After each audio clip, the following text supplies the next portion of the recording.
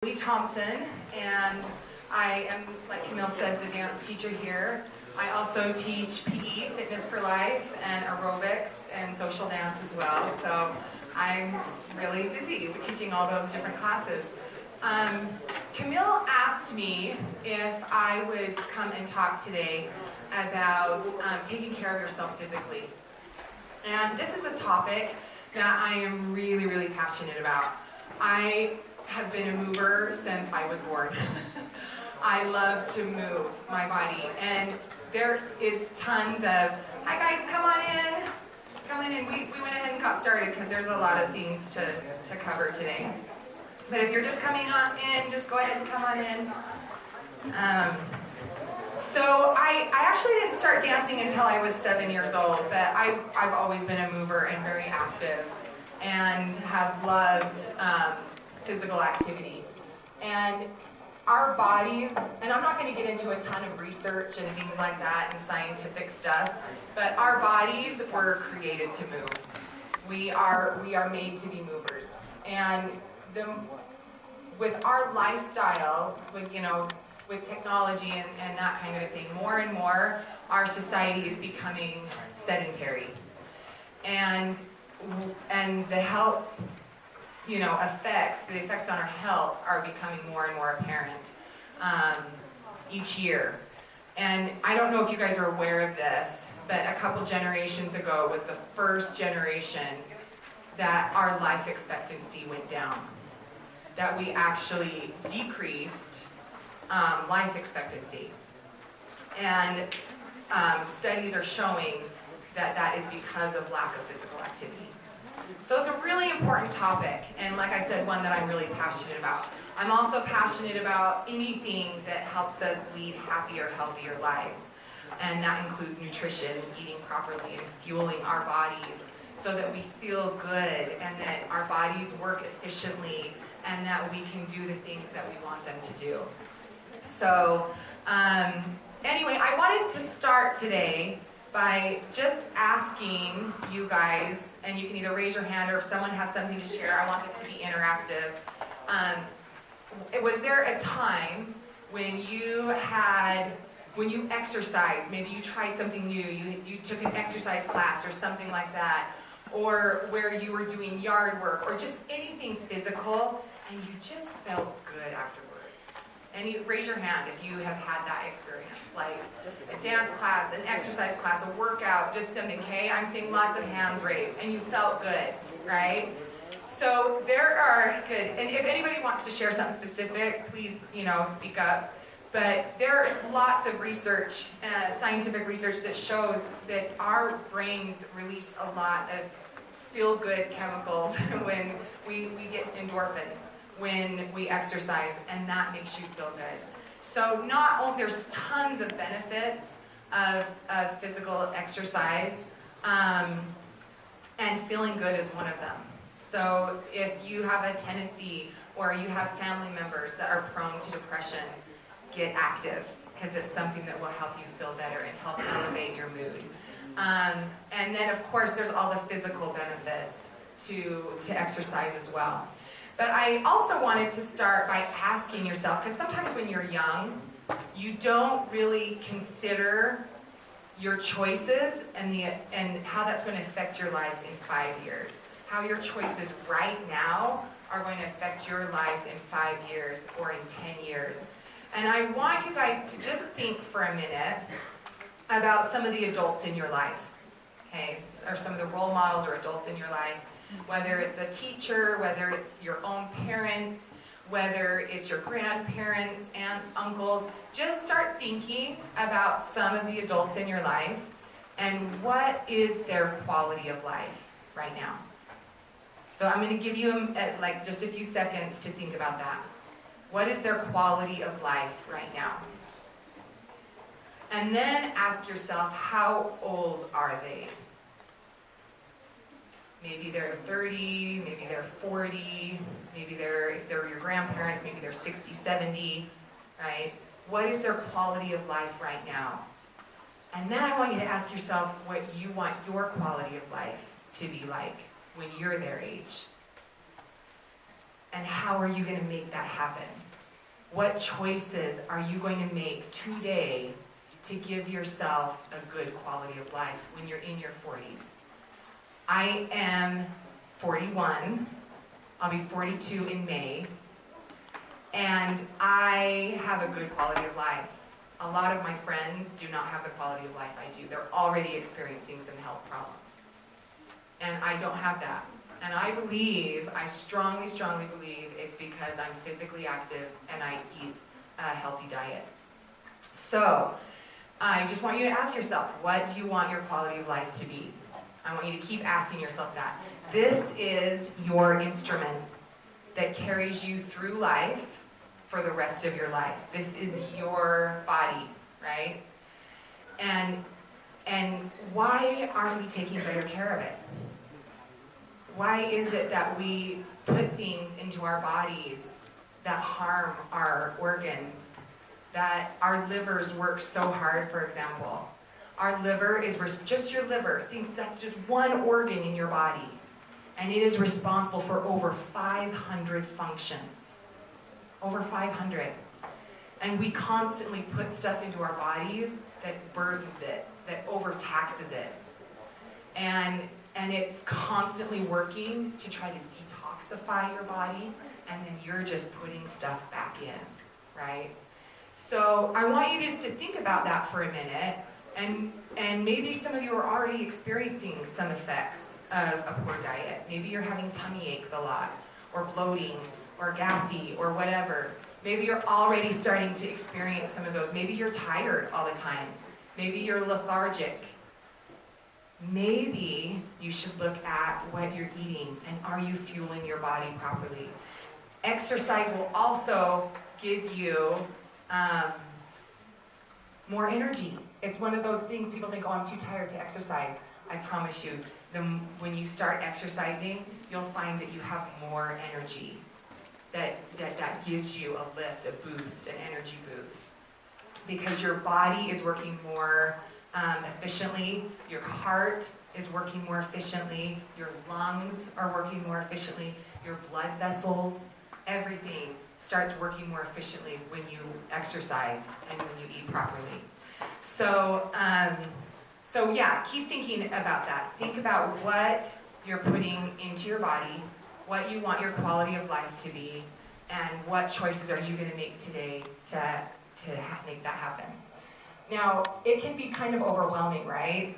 So there's so much advice out there and so many things, and you can't change everything all at once. So I recommend changing just one thing at a time. One thing at a time. Maybe two at the most, but just start gradually. And don't overwhelm yourself, because what happens when we overwhelm ourselves, or we have too many goals? What happens? Stress. You get stressed out. What else? What happens when you have too many goals? Ariel, you stop. A lot of times people give up. They're like, this is too hard, I can't do it. And they give up. So you just start small and just gradually, improve, right? Knowledge is power, and the more you know, the better you're able to choose and make choices for your own life. It's really empowering, right? Knowledge is power, and you can empower yourself to make better choices. I'm going to just share really, so like 10, 15, So I'm going to share really quickly just my own personal stories. I'm really grateful to my parents because I was raised to eat healthy my whole life. We grew up eating tons of fruits and vegetables. We had a big garden, and that was the majority of what we ate. And so I love fruits and vegetables. I love food. A lot of people ask me, well, what do you eat? I eat a lot. I love food, but I eat whole foods. Like, I eat real food.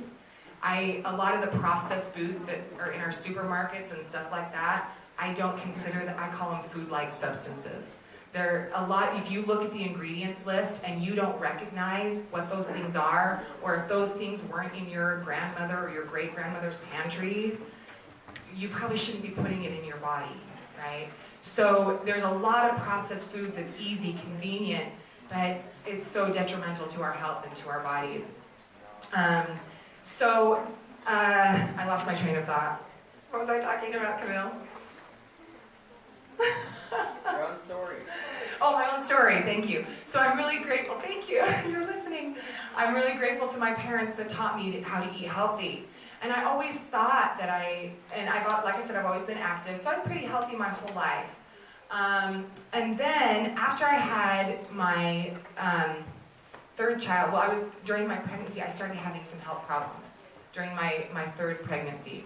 And I couldn't figure it out. I've always been like pretty strong and athletic and stuff like that. But I started getting really weak. And when I'd work out, I'd be like 10 minutes into my workout and I'd be so shaky and my heart would be racing. And I just kept thinking, what's going on? Like this is, I couldn't figure out why this was happening. And I was, eating a little bit more before I worked out to see if that would give me the energy, and nothing was helping. I started losing muscle mass. Like my muscles were getting smaller and smaller, even though I was working out and stuff like that. But then it got to the point, it just kept getting worse, and I couldn't even get through a workout without getting dizzy and very fatigued. Again, like I said, my heart would be racing.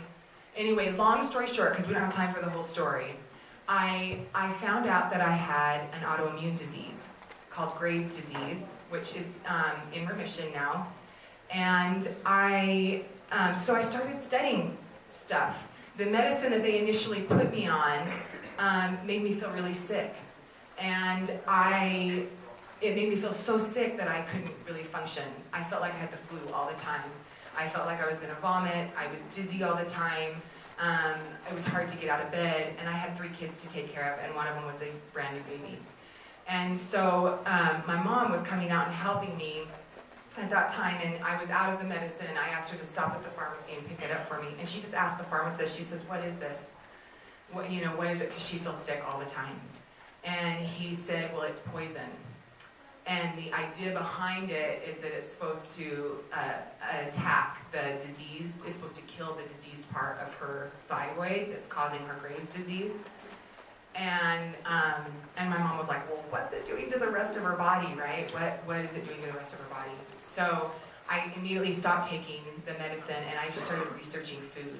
And now that's like a passion of mine. I love to look at foods and like look up the ingredients list and figure out what different things do to your body, whether that's a negative or positive effect. But I found out that B vitamins are really important for thyroid function. So I started eating lots more broccoli. I started eating tons of spinach. I just started doing all this research about what helps you have a healthy thyroid. And guess what? My body cured itself. Okay, no medicine, just through some diet changes. I always ate pretty healthy, but there were a few things that I started discovering. Just because it's on your supermarket shelf doesn't mean it's okay to eat, right? And so I started researching things and going, oh my gosh, I'm eating this and it's really bad. These are the negative effects of this. So I started changing my diet and making it even more healthy. And our bodies are amazing, and they will heal themselves if you give them what they need. So fast forward, I'm still disease-free and feeling really healthy and strong. Thank you.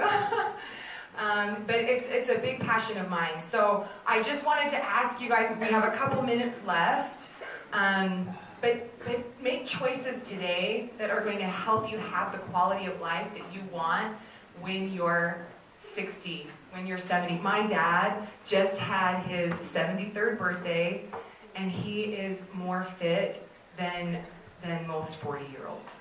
And he's 73. He goes snowshoeing, he goes hiking, he's active. He can still put in a full day's work. His brain is working really well. Like he's got clarity of thought. He's really, really healthy. And I was sitting there at his 73rd birthday party and thinking, yeah, that's what my quality of life is going to be. And he was saying, I'm so grateful that I have a good quality of life. A few years ago when he went to his 50th high school reunion, 25% of his graduating class has already passed away at his 50th high school reunion. So think about that. Okay, 25% of his graduating class that already passed away. So what do you want your quality of life to be? Make the choices to make that happen. And then I thought I'd open it up to you guys if you have any questions for me about nutrition, about physical activity, how to get started. Does anybody have any questions? Do you have to have, one thing I want to ask you, do you have to have a gym membership to work out? No. Do you have to have expensive equipment to work out? No. No, you don't. You can go for a walk. There's so many things you can do, right, to start moving and be active. Take the stairs instead of the elevator. Little things like that add activity into your life. But any questions that you guys have for me about how to start taking care of yourself, or nutrition questions, or anything that you want to know? Yes, Annie. What about like my mom has my weapons, so Yeah. it's easy to throw back into the Yeah, convenience, right? So, and you guys are at that, you're living at home. You eat what your parents buy, right? Right? And so maybe it's a conversation that you start having with your parents. Hey, I learned at school that life expectancy is now lower. Like, I want to make changes that is going to enable me to have a good quality of life. And can we have more fruits and vegetables on hand? Sometimes it takes a little bit of prep work, you know, for those fruits and vegetables. I'll buy like bell peppers, for example, and wash them and slice them up for my kids and put them in a container. If I do a little bit of prep work, my kids will eat it.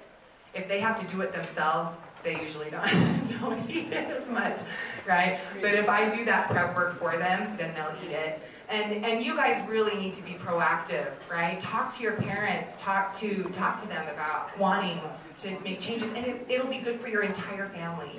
You can be the catalyst. You can be the start of change for your entire family. It's so sad when someone loses a family member to heart disease or something like that. Our first line of defense, I'm going to tell you this really quickly before the bell rings. Our first line of defense, this is research-based. Our first line of defense to protect against cancers and heart disease and stuff like that is the food that we eat and physical activity. That's your first line of defense. Fruits and vegetables help detoxify, help give you the nutrients, the vital nutrients that you need to protect yourself. So the only cancers that aren't like that, the first line of defense for like skin cancer is what? Sunscreen, right? Putting on a hat, sunscreen. The first line of defense for lung cancer is? Don't smoke. Don't smoke. The first line of defense for every other cancer or disease out there is what you eat. This is one of my favorite quotes. Every time you choose to eat or drink, every time you eat or drink, you are choosing to either fight disease or feed it. Yeah? Pretty deep, right? Okay, so any idea? Okay, we still have a couple more minutes. Other questions? Any other questions besides that? Talking to your friend. Do you have a question? Or you're ready to clap for me?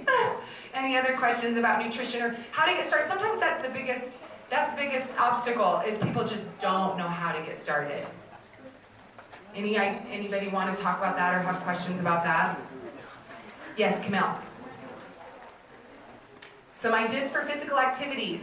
Okay, walking is one of the best ways to start getting active. First of all, people usually do it with a friend, and so it's kind of social and you're having fun with someone. You get outside. Being outdoors usually is a mood elevator. Again, another benefit of exercising outdoors, kind of elevates your mood. But walking is gentle, it's safe. You're not going to injure yourself, really, if you're walking, right, on a good surface, and you have good shoes.